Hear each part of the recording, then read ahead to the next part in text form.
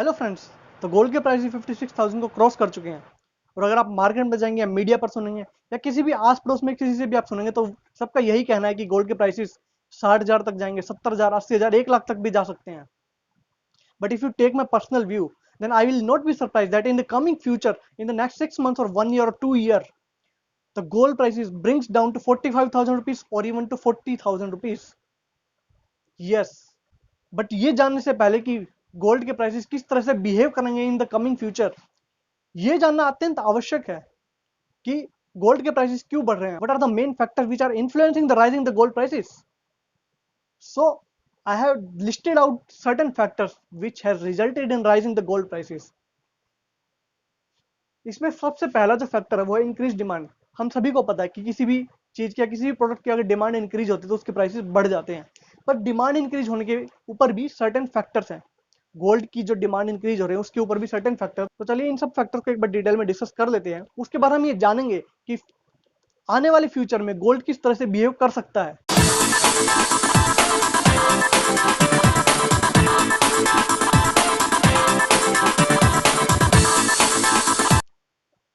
देखिए, inflation, decrease in value of dollar and market volatility, ये तीन जो फोर्सेस हैं इनको मैंने कैटेगराइज करा है यूएस चाइना टेंशन। ये जो तीन फैक्टर्स है इसकी वजह से गोल्ड के प्राइसेस हाई हो रहे हैं, जो कि यूएस चाइना टेंशन की वजह से हैं। इनको हम अभी डिटेल में डिस्कस करेंगे। अब ये तीन फैक्टर्स हैं, market volatility, decrease in interest rates and spending of reserves by the governments. इन तीन फैक्टर्स को मैंने कोविड इंपैक्ट में कैटेगराइज किया है। देखिए दोस्तों, कोविड की वजह से हमने देखा मार्च के महीने में जब सेंसेक्स 38,000 39,000 तक चल रहा था, वो अब्रप्टली 26,000 27,000 तक पहुंच गया था। एकदम से इतना डाउनफॉल हो गया था सेंसेक्स में। इसका यही रीजन था कि कोविड की वजह से जो राहत पैकेज ऐलान किए थे इंडियन गवर्नमेंट ने, उसकी वजह और आरबीआई ने इंटरेस्ट रेट्स कट किए थे, जिसकी वजह से जो फॉरेन इन्वेस्टर्स उन्होंने अपना पैसा बाहर निकाला क्योंकि उनको इंटरेस्ट मिल नहीं रहा था। Other than investing in India, they were looking out for some better opportunity that will give them certain more return than India.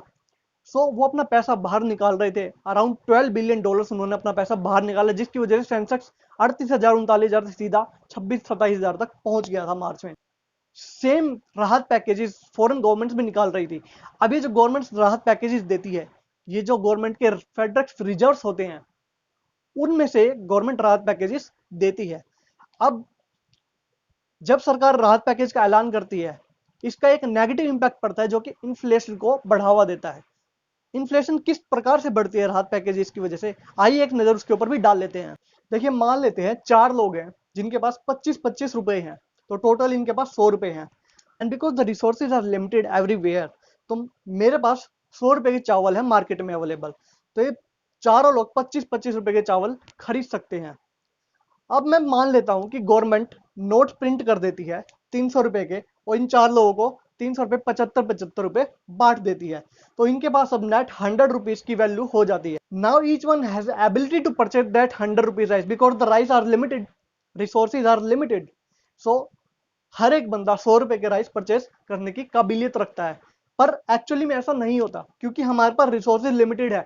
तो जैसे ही परचेसिंग पावर बढ़ती है लोगों की, उसी प्रकार से रिसोर्सेज के प्राइस भी बढ़ जाते हैं। इसी तरह जब गवर्नमेंट ने 300 रुपीज के नोट्स प्रिंट करके 75 ईच डिस्ट्रीब्यूट कर दिए इन सारे चारों लोगों में, तो जब राइस के प्राइसेस होंगे वो भी बढ़ जाएंगे, वो भी 400 रुपए तक पहुंच जाएगा राइस, क्योंकि रिसोर्सेज तो हमारे पास लिमिटेड है।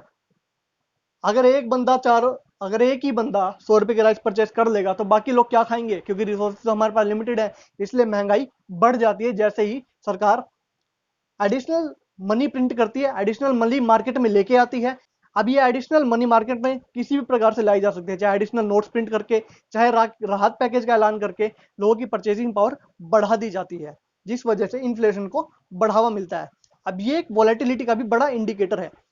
कोविड जैसी अनसर्टेन कंडीशन में मार्केट वोलेटिलिटी भी अपने पीक पर होती है। जैसा कि हमने देखा था मार्च में सेंसेक्स 38,000 39,000 सीधा 25-26,000 तक पहुंच गया था, और उसके बाद फिर से वो काफी बार ऊपर नीचे हुआ। तो ये मार्केट वोलेटिलिटी है due to uncertainty in the market, जिसकी वजह से लोग मार्केट में इन्वेस्ट ना करने की बजाय एंड अदर इन्वेस्टमेंट ऑप्शंस में इन्वेस्ट ना करने की वजह, बिकॉज आरबीआई ने इंटरेस्ट रेट्स भी कट कर दी थी in the month of March due to uncertainties, तो मार्केट में ना इन्वेस्ट करने की वजह या किसी अदर गवर्नमेंट सिक्योरिटीज में इन्वेस्ट करने की वजह या एफडीज में इन्वेस्ट करने की वजह सबसे सेफ ऑप्शन जो माना जाता है इन्वेस्टमेंट का वो गोल्ड ही माना जाता है।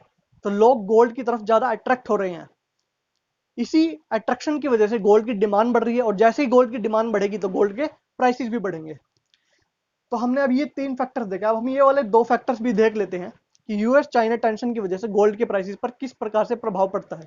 तो दोस्तों देखिए, पहले हम यूएस चाइना ट्रेड वॉर से पहले की जो सर्कमस्टांसेस जो सिचुएशंस होती थी उसके ऊपर एक बार नजर डाले थे कि किस प्रकार से चाइना इन्फ्लुएंस करती थी यूएस डॉलर को।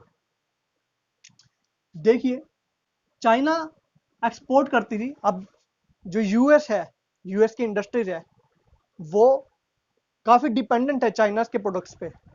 तो US industries, US manufacturers for manufacturing any kind of product are largely dependent upon import from China.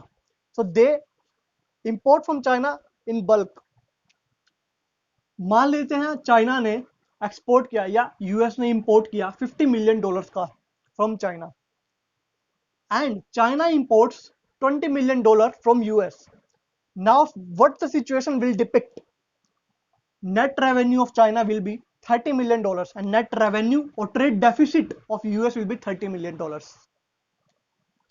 जिससे क्या होगा, यहां पर यूएस में ट्रेड डेफिसिट बन रहा है, जैसे ही यहां पर ट्रेड डेफिसिट बनेगा इसकी डॉलर की वैल्यू कम हो जाएगी, डॉलर की वैल्यू कम हो जाएगी जिसकी वजह से क्या होगा, चाइना के युआन की वैल्यू बढ़ जाएगी। युआन की वैल्यू बढ़ने से क्या होगा, जो चाइनीज गुड्स होंगे वो कॉस्टली पड़ेंगे यूएस को।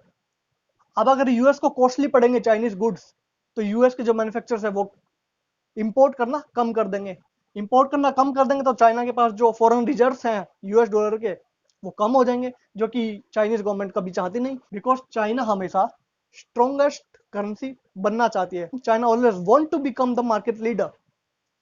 तो अब ये क्या करती है, ये यूएस डॉलर को कभी भी वीक नहीं होने देती थी, ये हमेशा यूएस डॉलर को स्ट्रॉन्ग रखती थी। चाइना जो है हमेशा यूएस डॉलर को स्ट्रॉन्ग रखता था।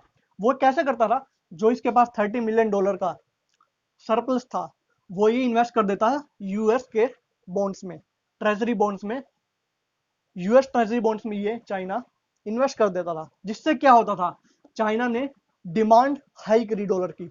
Bye investing in US bonds they are demanding high of dollar. तो यहाँ पर जो 30 मिलियन का ट्रेड डेफिसिट था, जो एक्सेस सप्लाई थी डॉलर की, वो एक्सेस डिमांड $30 मिलियन से यहाँ पर कोप आउट हो जाती थी, जिसकी वजह से जो एक्सचेंज रेट रहती थी, हमने पहले मान लेते हैं कि $1 6 युआन के इक्वल होता था। तो इस पूरी मेथोडोलॉजी के अकॉर्डिंग जो एक्सचेंज रेट रहती थी वो बिल्कुल स्टैग्नेंट रहती थी, जिससे क्या होता था, चाइनीज गुड्स महंगे नहीं होते थे और लगातार जो चाइना एक्सपोर्ट करता रहता था। पर जैसे इनके बीच में ट्रेड वॉर स्टार्ट हुआ तो दोनों कंट्रीज ने इंपोर्ट पे टैरिफ्स बढ़ा दिए, जिससे क्या हुआ, अब यूएस में जो मटेरियल आएगा वो महंगा होगा, जो मटेरियल इंपोर्ट करेगा यूएस चाइना से वो महंगा होगा, क्योंकि वहां पर ट्रेड टैरिफ्स लगे हुए हैं। तो जी उसकी कॉस्ट ऑफ मटेरियल इंक्रीज हो जाएगी। अगर कॉस्ट ऑफ मटेरियल इंक्रीज होगी यूएस मैन्युफैक्चरर्स की, तो वो इसका सीधा सा बर्डन कस्टमर पर ट्रांसफर कर देंगे। इस वजह से वहां पर प्राइसेस बढ़ा दिए जाएंगे कमोडिटीज के, जो कि इन्फ्लेशन को बढ़ावा देगा।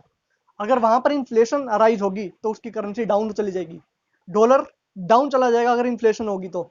इसी वजह से जो इन दोनों कंट्रीज के बीच में ट्रेड वॉर चल रहा है, उसकी वजह से दोनों कंट्रीज के जो इन्वेस्टर्स हैं वो मार्केट में इन्वेस्ट नहीं करना चाहते, क्योंकि मार्केट इज वोलेटाइल। अगर इन दोनों के बीच में ट्रेड वॉर ऐसे ही चलता रहा तो कभी वैल्यू डिक्रीज होगी, कभी वैल्यू इंक्रीज होगी। तो वो मार्केट में इन्वेस्ट ना करके, बिकॉज वहां पर वोलेटिलिटी है, पैसा डूबने का रिस्क भी ज्यादा है, पैसा कमाने का रिस्क भी ज्यादा है, तो वहां पर वोलेटिलिटी ज्यादा है। इस वजह से लोग मार्केट में इन्वेस्ट ना करके गोल्ड में इन्वेस्ट किए जा रहे हैं। और जैसे ही गोल्ड में इन्वेस्ट किए जा रहे हैं तो गोल्ड की डिमांड बढ़ रही है, और डिमांड बढ़ने से गोल्ड के प्राइसेस इंक्रीज हो रहे हैं। And Indian gold prices are largely dependent upon the US gold prices, because जो इंडिया है वो बड़ी मात्रा में यूएस से इंपोर्ट करता है, बड़ी मात्रा में इंडिया गोल्ड को इंपोर्ट करता है। तो जैसे यूएस में गोल्ड के प्राइसेस बढ़ेंगे तो वैसे ही इंडिया में भी गोल्ड के प्राइसेस बढ़ेंगे। ऑब्वियस सी बात है। सो दोस्तों अभी हमने देखा कि गोल्ड के प्राइसेस किस प्रकार से बढ़ रहे हैं, क्या क्या रीजन है जो कि गोल्ड के प्राइसेस को बढ़ावा दे रहे हैं। अभी हम ये देखते हैं कि गोल्ड के प्राइसेस फ्यूचर में किस प्रकार से बिहेव कर सकते हैं, आगे आने वाले 6 महीने में, 1 साल में या 2 साल में गोल्ड के प्राइसेस किस प्रकार से बिहेव कर सकते हैं। देखिए कि कुछ फैक्टर्स हैं जो कि गोल्ड के प्राइसेस को गिरा सकते हैं, आगे आने वाले फ्यूचर में गोल्ड के प्राइसेस को गिरा सकते हैं, जो कि यूएस के इलेक्शंस होने वाले हैं नवंबर 2020 में, जिसकी वजह से गवर्नमेंट चेंज भी हो सकती है। अगर ऐसा हुआ तो it may be possible that जो ट्रेड वार चल रही है यूएस और चाइना के बीच में, उसको एक लगाम दी जा सके। अगर ऐसा हुआ तो जो वैल्यू डाउन हो रही है यूएस की डॉलर की, जिसकी वजह से इन्फ्लेशन को बढ़ावा मिल रहा है, वो कम हो जाएगा और वहां पर गोल्ड के प्राइसेस में थोड़ी सी लगाम लगाई जा सकेगी। दूसरा कि इंटरेस्ट रेट को करेक्शन भी हो सकता है। अगर कोविड की कोई वैक्सीन आ जाती है, आगे आने वाले समय में अगर कोविड की वैक्सीन आ जाती है, तो इकोनॉमिक ग्रोथ है थोड़ी पटरी पर आ सकती है। इकोनॉमिक सिचुएशन है उसको थोड़ा सा पटरी पर लाया जा सकता है, जिससे मार्केट में वोलेटिलिटी नहीं होगी और लोग अदर मोड्स ऑफ इन्वेस्टमेंट की तरफ भी अट्रैक्ट होंगे। अगर ऐसा होगा तो गोल्ड की जो डिमांड उसमें कमी आएगी, और डिमांड में कमी आएगी तो गोल्ड के प्राइसेस डिक्रीज भी हो सकते हैं। एंड थर्ड वन जो कि सबसे मेजर है वो है इलियट वेव थ्योरी, जिसके अकॉर्डिंग मार्केट सेंटिमेंट्स कुछ इस प्रकार से काम करते हैं कि पहले मेरा प्राइस में बढ़ावा होता है, पहले जो मेरे मार्केट में प्राइसेज है वो बढ़ते हैं, फिर थोड़ा सा करेक्शन आता है, फिर और ज्यादा बढ़ते हैं, फिर थोड़ा सा करेक्शन आता है, फिर और बढ़ते हैं। इसको 5:3 के रेशो में ये काम करते हैं। जैसे ये 5 वेव खत्म होती है, प्राइस एकदम से गिरना स्टार्ट हो जाते हैं और यहाँ पर मेजर डाउनफ्लो और मेजर करेक्शन होता है। इसी प्रकार जो गोल्ड के प्राइसेज है इंडिया में अभी वो 5th वेव पर चल रहे हैं, 56,000 को क्रॉस कर चुके हैं ऑलरेडी, और ये नवंबर दिसंबर में ये 30,000 रुपए के करीब होते थे। तो ये अभी हमारी 5th वेव में चल रहे हैं और किसी भी टाइम ये डाउनवर्ड ट्रेंड ले सकता है। तो गोल्ड के प्राइसेस किसी भी टाइम करेक्टिव मोड ले सकते हैं, जिसमें एकदम से डाउनफॉल आने की पूरी संभावना यहाँ पर दिखाई देती है as per the Elliott wave theory. Market के सेंटिमेंट इसी थ्योरी के बेस पर काम करते हैं। आप ब्रीफली भी जाकर इसको देख सकते हैं, इलियट वेव थ्योरी को गूगल पे जाकर अगर आप सर्च करोगे तो आप इसको ब्रीफ डिस्क्रिप्शन इस थ्योरी के बारे में आप जान सकते हैं। पहले भी जब 2008 में रिसेशन आया था, उसके बाद प्राइस बढ़ते गोल्ड के 2011 तक 50,000 रुपए पहुंच गए थे। उसके बाद इसी थ्योरी के अकॉर्डिंग प्राइसेस एकदम से गिरना स्टार्ट हो गए थे। तो as per this theory, now the gold prices are in the 5th wave and it can take any time downturn, maybe now or in 1 or 2 months. But this is my personal view that gold prices can take the downward trend at any time, and this is my personal view, so my view can be contrary to the others view. So दोस्तों ये थी हमारी आज की video, जिसमें हमने देखा कि गोल्ड प्राइसेस किस प्रकार से बढ़ रहे हैं, क्या क्या कारण थे, क्यों ये गोल्ड के प्राइस इतनी तेजी से बढ़ रहे हैं और किस प्रकार से आगे आने वाले समय में ये बिहेव कर सकते हैं। तो दोस्तों अगर आपको वीडियो अच्छी लगी हो तो वीडियो को लाइक कर देना और शेयर कर दीजिएगा, और चैनल को सब्सक्राइब करना बिल्कुल भी मत भूलेगा। थैंक यू एंड जय हिंद।